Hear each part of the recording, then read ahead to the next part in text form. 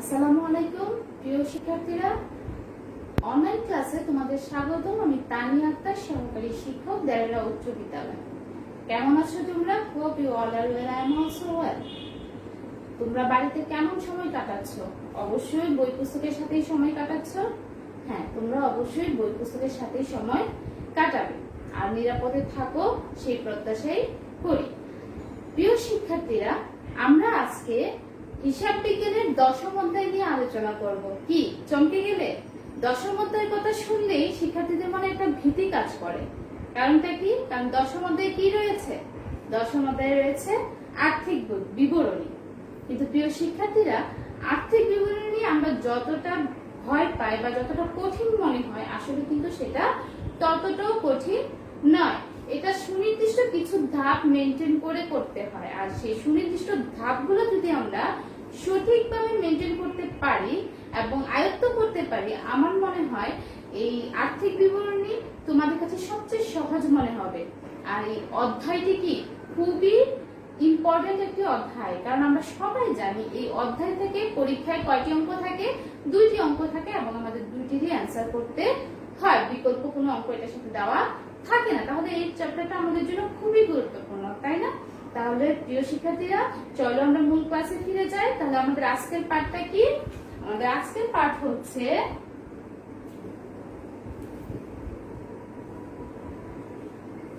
আর্থিক বিবরণী।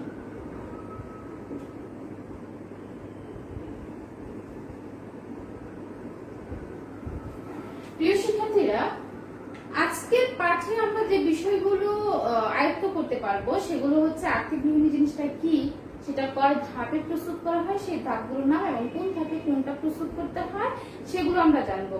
আমরা প্রথমেই অঙ্কতে যাব না, কারণ আমরা যদি বেসিকটা আর্থিক বিবরণী বেসিক নলেজটা নিতে না পারি, তাহলে আমরা যদি সারা বছর আর্থিক বিবরণী করতে থাকি, আমাদের মাথায় আসবে না। তাহলে আমি চাচ্ছি যে তোমাদের অঙ্কের আগে মিনিমাম পরপর ধাপে ধাপে আমি 3টা ক্লাস শুধু থিওরির উপরে নিব, ঠিক আছে? অর্থাৎ বেসিকের উপরে আমরা নিব, যাতে আমরা যখন অঙ্কতে যাব টোটাল বিষয়টা আমরা ক্লিয়ার করে আমরা হচ্ছে এক্সাম্পলে যাব, ঠিক আছে? তাহলে এই আর্থিক বিবরণী ক্লাসের সাথে আমি 1 লিখে দিলাম, ঠিক আছে? দ্যাট মিন্স হচ্ছে আমার ক্লাস আজকে প্রথম আর্থিক বিবরণী 1 নম্বর ক্লাসে আমি আজকে কিছু ডিটেইলস আলোচনা করব। আরো 2টা ক্লাসে আমি ডিটেইলস আলোচনা করে আমি অঙ্কতে যাব, ঠিক আছে? তাহলে চলো, এই পাঠ শেষে আমরা কি জানবো বা কি শিখতে পারবো? এই পাঠ শেষে শিক্ষার্থীরা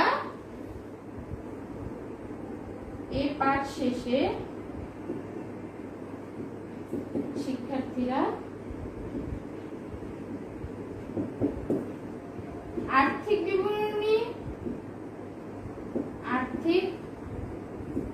বিবরণী সম্পর্কে ধারণা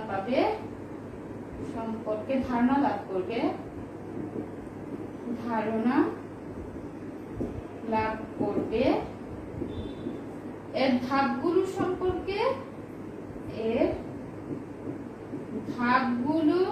শনাক্ত করতে পারবে,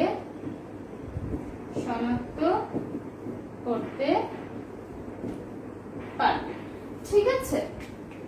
তাহলে আমরা শিখনফলটা মুছে দিই, বোর্ডটা ক্লিয়ার করি, ঠিক আছে? প্রথমেই আসি আসলে আর্থিক বিবরণীটা কি। আর্থিক বিবরণী হচ্ছে যে একটি প্রতিষ্ঠানের বছর শেষে, অর্থাৎ নির্দিষ্ট একটা সময়কাল শেষে একটা বিবরণী প্রস্তুত করা হয়। এটা হচ্ছে হিসাবের সর্বশেষ ধাপ। আমরা সারা বছর অনেক ধরনের ধাপ হিসাব করে থাকি, যেমন আমরা জাবেদা করি, আমরা খতিয়ান করি, আমরা রেওয়ানি করি, আমরা নগদান বহি করি, তাই না? আমরা হিসাব চক্রে যতগুলো ধাপ আছে তার সর্বশেষ ধাপটাই হচ্ছে কি আর্থিক বিবরণী। অর্থাৎ একটা নির্দিষ্ট সময় পর প্রতিষ্ঠানের আর্থিক ফলাফল এবং আর্থিক অবস্থা বিশ্লেষণের জন্য বা আর্থিক অবস্থা জানার জন্য যে বিবরণী প্রস্তুত করা হয়, সেটাই সেই প্রতিষ্ঠানের কি আর্থিক বিবরণী। এখন এই আর্থিক বিবরণীটা সাধারণত প্রতিষ্ঠানের আর্থিক আর্থিক অবস্থায় নির্দেশ করে। ঠিক আছে, একটা প্রতিষ্ঠানের সাধারণত সময়কাল থাকে 1 বছর, হিসাব সময়কাল 1 বছর, অর্থাৎ 1 বছর পর পর সেই প্রতিষ্ঠান কি করে আর্থিক বিবরণী প্রস্তুত করে। ধরি যদি কোনো একটা প্রতিষ্ঠান ধরো জানুয়ারিতে তার ব্যবসা আরম্ভ করলো, তাহলে তার হিসাবকাল ডিসেম্বর, 31শে ডিসেম্বরে গিয়ে বা ডিসেম্বরে তার হচ্ছে আর্থিক বিবরণী প্রস্তুত করবে। তার সময়কাল 1 বছর হবে কি ডিসেম্বরে গিয়ে, তাই না? এখন আমরা আর্থিক বিবরণীটা কি আমরা জানলাম, তাই না? আর্থিক বিবরণীটা কি বলতো? আর্থিক বিবরণী হচ্ছে একটা প্রতিষ্ঠানের নির্দিষ্ট সময় শেষে বা নির্দিষ্ট হিসাবকাল শেষে প্রতিষ্ঠানের আর্থিক ফলাফল জানতে এবং প্রতিষ্ঠানের আর্থিক অবস্থা জানতে যে বিবরণী প্রস্তুত করা হয় সেটাই হচ্ছে কি আর্থিক বিবরণী। এখন বলো এই আর্থিক বিবরণীটা আমি কোন উদ্দেশ্যে বা কারা কোন উদ্দেশ্যে এই আর্থিক বিবরণীটাকে প্রস্তুত করে? হ্যাঁ, কেন প্রস্তুত করে আমরা জানি, এবার উদ্দেশ্যটা কে কোন উদ্দেশ্যে আর্থিক বিবরণীটা প্রস্তুত করে সেটা আমরা জেনে নিই। আর্থিক বিবরণী ধরো প্রতিষ্ঠানের মালিক, শেয়ার হোল্ডার, বিনিয়োগকারী একটা নির্দিষ্ট সময়ের পর সেটা প্রতিষ্ঠানের নিট মুনাফা জানতে চাইবে না, যে তার প্রতিষ্ঠানের লাভ হচ্ছে, নিট লাভ হচ্ছে না নিট ক্ষতি হচ্ছে, সেটা অবভিয়াসলি জানতে চাইবে, তাই না? সেই নিট লাভ বা নিট ক্ষতি জানার জন্যই সাধারণত কি করা হয় আর্থিক বিবরণী প্রস্তুত করা হয়। ঠিক আছে, এখন তাহলে আমরা আর্থিক বিবরণীটা কি জানলাম, আর্থিক বিবরণীর উদ্দেশ্যটা কেন কোন উদ্দেশ্যে আর্থিক বিবরণী প্রস্তুত করে সেটা জানলাম। আর্থিক বিবরণী প্রস্তুত করে কারা লাভবান হয় বা কারা তথ্য জানতে পারে, প্রতিষ্ঠানের মালিক, শেয়ার হোল্ডার, বিনিয়োগকারী। এইটুকু পর্যন্ত আমরা ক্লিয়ার? আচ্ছা ঠিক আছে। আর আরেকটা কথা তোমাদেরকে বলি, তোমরা হিসাব বিজ্ঞানের ক্ষেত্রে যে কাজটা করো সেই কাজটা হচ্ছে তোমরা মানে সরাসরি অঙ্কতে চলে যাও। ঠিক আছে, ম্যাথে চলে যাও, এক্সারসাইজ বা অনুশীলনীতে চলে যাও। আমি তোমাদের অবগতির জন্য বলছি যে তোমাদের দেখা যাচ্ছে যে এক্সাম খাতায় তোমরা অঙ্ক অ্যান্সার করো, ঠিক আছে, এমসিকিউটা হিসাব বিজ্ঞানের এমসিকিউটা খুবই খারাপ করো মাঝে মাঝে। কেন করো জানো? কারণ তোমরা ডিটেলস গুলা জানো না।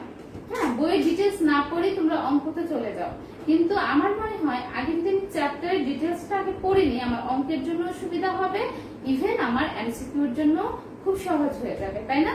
তাহলে আমরা সেই মোতাবেকই পড়াশোনা করবো। আগে চ্যাপ্টারটা খুব ভালো করে পড়ে নিব, বেসিকটা মাথায় ঢুকিয়ে দেন আমরা অঙ্কতে যাব। ঠিক আছে, আচ্ছা গেল এটা। এখন তোমরা আমাকে বলো তো, তোমরা ব্যবসা উদ্যোগ হয়তো পড়ে এসেছো যে আমাদের ব্যবসার সংগঠনটাকে কত ধরনের ব্যবসা সংগঠন আছে আমাদের? কত ধরনের আছে? আমাদের এক মালিকানা ব্যবসা সংগঠন আছে, আমাদের অংশীদারি ব্যবসা সংগঠন আছে, আমাদের যৌথ মূলধনী ব্যবসা সংগঠন আছে, তাই না? তাহলে এই সংগঠনগুলাই কি করা হয় সাধারণত আর্থিক বিবরণী প্রস্তুত করা হয়ে থাকে। এখন এক মালিকানা সংগঠনের ক্ষেত্রে আর্থিক বিবরণী প্রস্তুত করা হয় 5টা ধাপে। এটা হচ্ছে আন্তর্জাতিক মান 01 অনুসারে, IAS 01 এর অনুসারে 5টা ধাপে সাধারণত আর্থিক বিবরণী প্রস্তুত করা হয়। ঠিক আছে, ধাপগুলো কি আমরা কি কেউ জানি? প্রথম ধাপটা হচ্ছে বিশদ আয় বিবরণী, বিশদ আয় বিবরণী। আরেকটা হচ্ছে কি, দ্বিতীয়টা কি কে বলতে পারবে? মালিকানা সত্ত্ব বিবরণী, মালিকানা সত্ত্ব বিবরণী।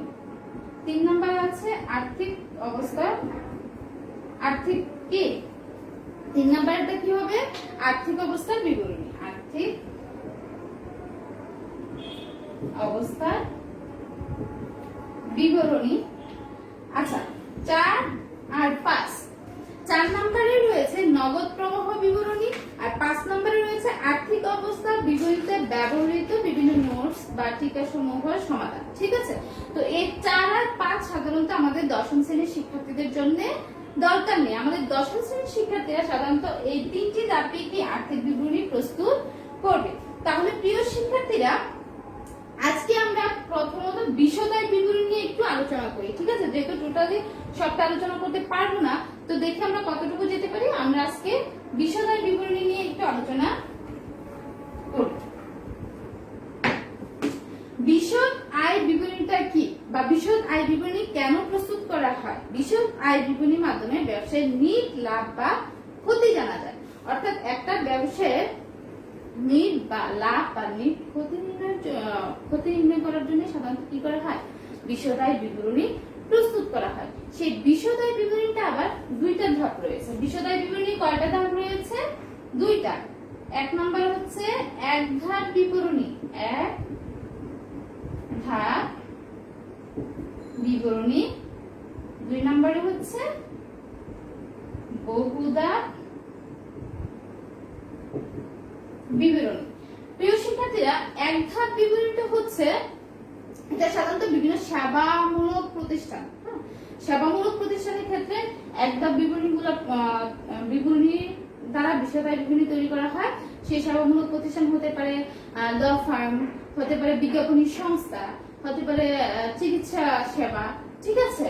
তো এরা কি করে, এই ধরনের সেবামূলক প্রতিষ্ঠান কি করে, এক ধাপ বিবরণী প্রস্তুত করে তাদের প্রতিষ্ঠান নিট লাভ বা নিট ক্ষতি নির্ণয়ের জন্য এক ধাপ বিবরণী প্রস্তুত করে থাকে। সেই এক ধাপ বিবরণী প্রস্তুত করার জন্য আমাদের যে সূত্রটা আসবে সেটা কি, আমরা জানি যে তারা সেবা প্রদান করে থাকে, তাহলে তাদের সেবাকৃত আয় থেকে সেবা প্রদানের জন্য যে যাবতীয় ব্যয়টা হয় সেই ব্যয়টা বাদ দিলে সাধারণত কি পাওয়া যায়, নিট লাভ বা নিট ক্ষতি পাওয়া যায়। তাহলে আমাদের সূত্রটা কি হবে, আয় অর্থাৎ সেবাদানের ফলে প্রাপ্ত আয় আর সেবা দিতে গিয়ে যে ব্যয় হয়েছে সে আয় থেকে ব্যয় বাদ দিলে কি পাওয়া যায়, সমান সমান নিট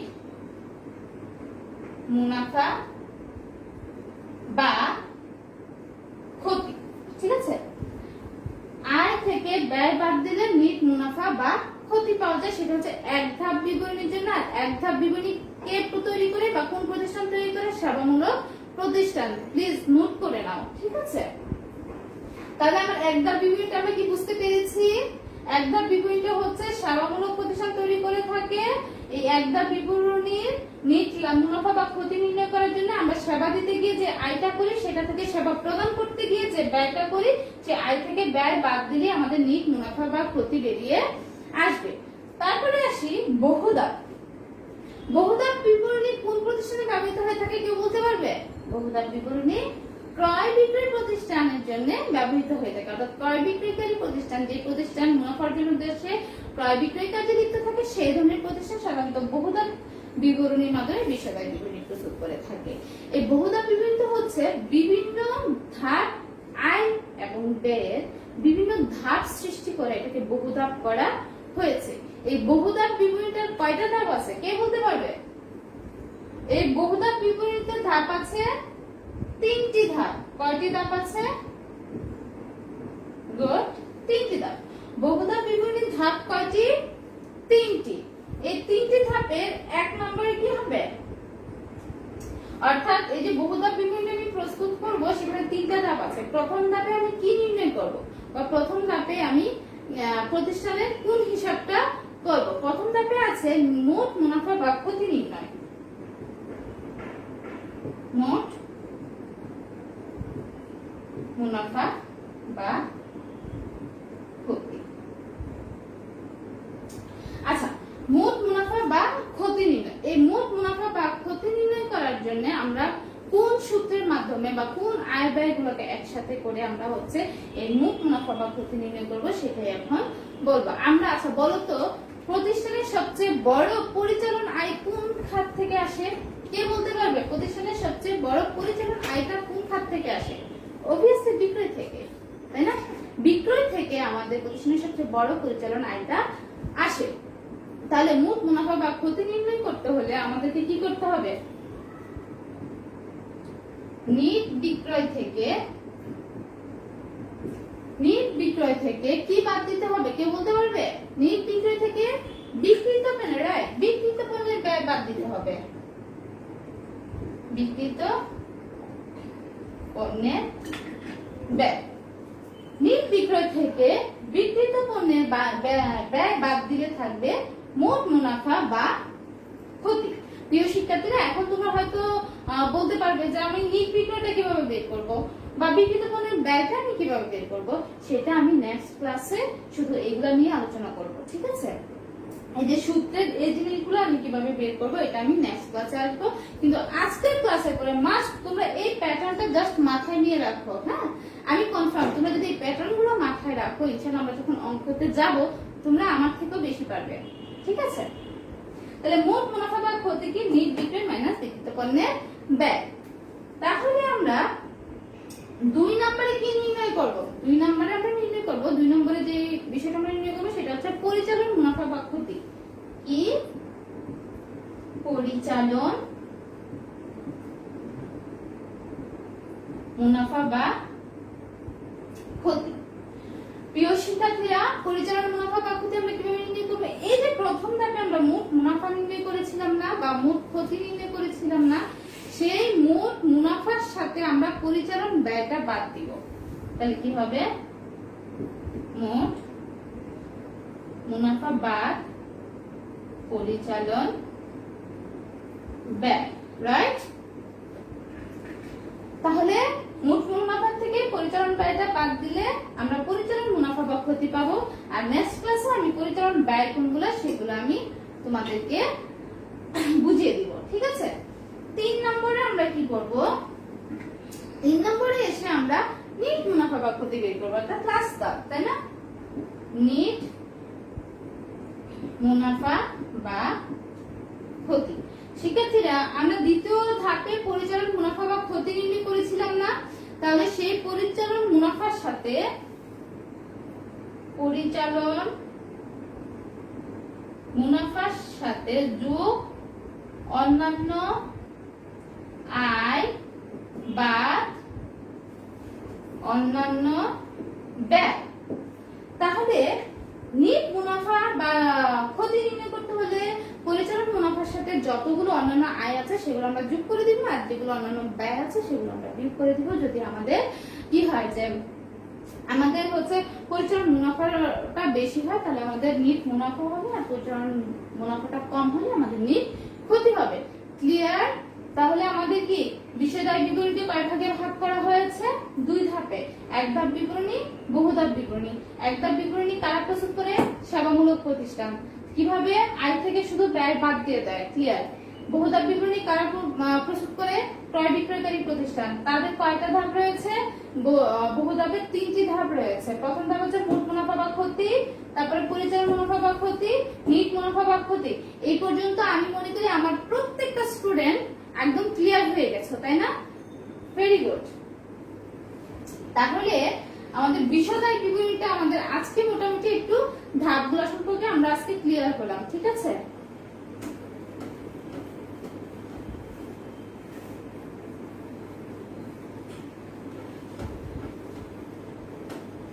আচ্ছা প্রিয় শিক্ষার্থীরা, 2 নম্বরে কি ছিল? বিষয় হিসাবের আমরা যে 5টা ধাপে হিসাব করি, সেই 2 নম্বরে কি ছিল? 2 নম্বরে ছিল মালিকানা সত্ত্ব বিবরণী প্রস্তুত।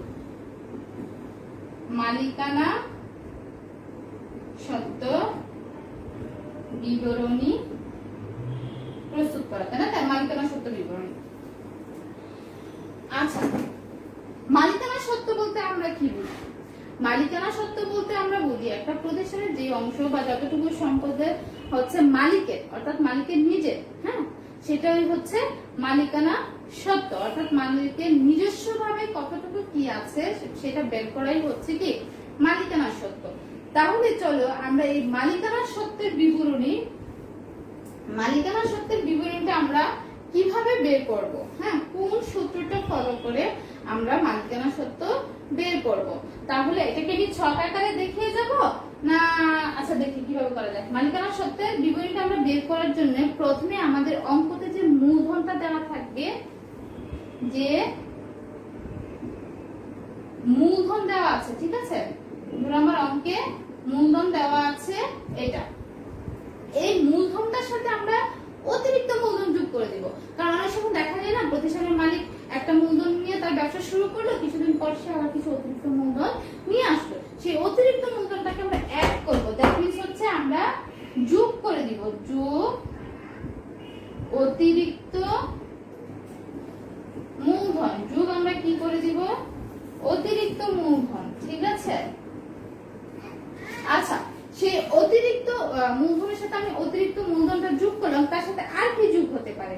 অবশ্যই যোগ হবে, সেটার সাথে যোগ হবে কি? মূলধনের সুদ।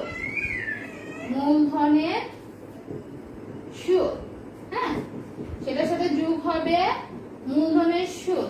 তাহলে আর কি কোনো যোগের আইটেম আছে আমাদের আপাতত? আচ্ছা, মূলধনের সুদের সাথে আমরা আরেকটা জিনিস যোগ করতে পারি, সেটা হচ্ছে আমাদের যদি প্রতিষ্ঠানে নিট মুনাফা হয়ে থাকে, সেই নিট মুনাফাটা আমরা কি করে দিব? নিট মুনাফা যোগ করে দিব। আর প্রিয় শিক্ষার্থীরা, তার সাথে আমি আরেকটা জিনিস বলে দেই, যদি আমার হচ্ছে ক্ষতি হয়, সেই ক্ষতিটা আমি কি করব? বাদ করব। বাদ ক্ষতি, ঠিক আছে? বাদ কি করব? বাদ ক্ষতি করে দিব। ক্ষতিটাকে আমরা বাদ করে দিব, অর্থাৎ বিয়োগ করে দিব। তাহলে আমরা কি করলাম? প্রথম হচ্ছে মূলধন, মূলধনের সাথে আমরা অতিরিক্ত মূলধন যোগ করলাম, মূলধনের সুদ যোগ করলাম, নিট মুনাফাটাকে যোগ করব, আর যদি ক্ষতি হয় সেটাকে বাদ করে দিব, ঠিক আছে? তো সেটার সাথে আমরা কি করব? সেটার সাথে আমাদের তো অবশ্যই উত্তোলন থাকে, তাই না? সেই উত্তোলনটাকে বাদ করে দিব। মূলধন, অতিরিক্ত মূলধন যদি যোগ হয়, উত্তোলন বিয়োগ হবে, ঠিক আছে? উত্তোলন বিয়োগ করে দিব। তারপর উত্তোলনে যদি সুদ থাকে, উত্তোলনের সুদ, উত্তোলনের সুদটা আমরা বিয়োগ করে দিব, ঠিক আছে? উত্তোলন, উত্তোলনের সুদ দুইটাই মাইনাস হবে। তার সাথে যদি কোনো আয়কর, জীবন বীমা প্রিমিয়াম থাকে, সেটা আমরা বাদ করে দিব। তাহলে সেখানে বিয়োগ হবে আর কি? আয়কর, জীবন বীমা প্রিমিয়াম, জীবন বীমা প্রিমিয়াম, হ্যাঁ, এটাও বাদ হবে। তারপরে যদি কোন রকম সাধারণ সঞ্চিতি থাকে, লাস্ট সেই সঞ্চিতিগুলো আমরা কি করে দিব? যোগ করে দিব। যোগ সাধারণ সঞ্চিতি, যোগ কি? সাধারণ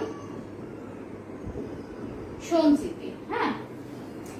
তাহলে প্রিয় শিক্ষার্থীরা, মালিকানা সত্ত্ব বিবরণী প্রস্তুতটা কিন্তু খুবই ইজি, হ্যাঁ। আমরা জাস্ট একটু মাথায় রাখবো, মালিকানা সত্ত্ব বিবরণী বের করতে হলে প্রথমে আমার সম্পর্ক থাকবে মূলধন আর উত্তোলন, ঠিক আছে? তাহলে মূলধনের সাথে আমরা অতিরিক্ত মূলধনটা যোগ করে দিব, মূলধনের সুদটা আমরা যোগ করে দিব, তারপরে রয়েছে আমাদের নিট মুনাফা, নিট মুনাফাটা যোগ করব, ক্ষতি হলে বাদ করে দিব, উত্তোলন বিয়োগ করে দিব, উত্তোলনের সুদ বিয়োগ করে দিব। আর হ্যাঁ, উত্তোলন কিন্তু আমাদের দুই ধরনের থাকে, একটা নগদ উত্তোলন, একটা পণ্য উত্তোলন, দুটাই আসবে, দুটাই বাদ যাবে, ঠিক আছে? তাহলে উত্তোলনে আমি লিখে দেই নগদ পণ্য, হ্যাঁ। তারপরে আসবে তোমার হচ্ছে উত্তোলনের সুদ বলছি, আর যদি আয়কর, জীবন বীমা প্রিমিয়াম থাকে, সেগুলো বাদ যাবে। আর এক লাস্ট যখন কোন সাধারণ সঞ্চিতি থাকবে আমাদের অঙ্কতে, সেটা আমরা যোগ করে দিব।